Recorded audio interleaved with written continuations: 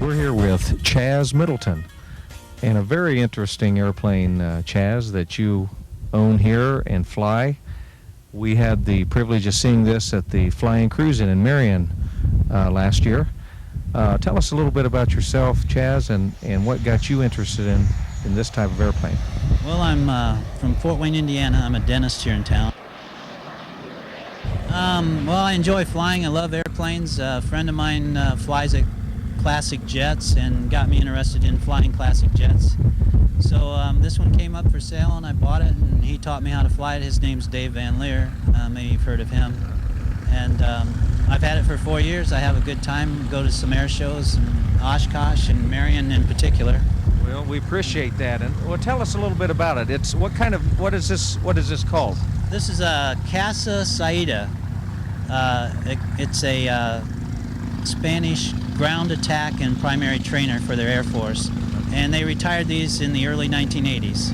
And they sold them mostly to the United States to purchase for private use.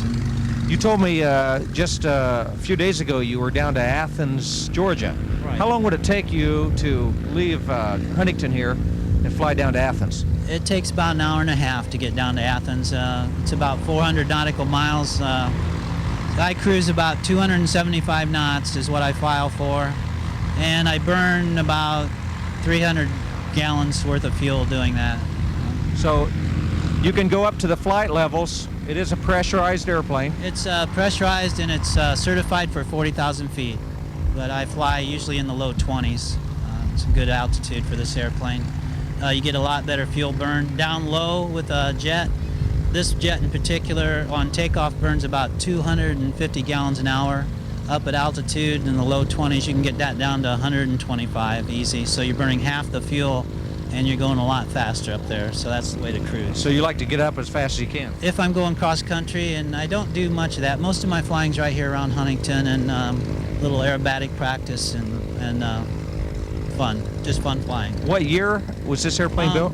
This is built in 1963. The first one was built in 1955, and it was designed by Willie Messerschmitt shortly after World War II, and it was, you've heard of him before. Yeah. And he's the, I believe this is the last plane that he designed that was actually built.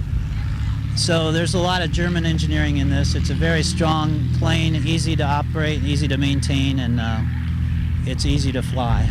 Just about anybody that can fly 150 could fly this plane. It's just goes a little faster. It's a nice plane to fly. Was it built by the Spanish? Or? Yes, it's built by the Spanish. They didn't have a jet engine factory, so the engines are French. But it was built right in Spain. They built them from 1955 until about 1972, and then they retired them and tore them apart and sold them.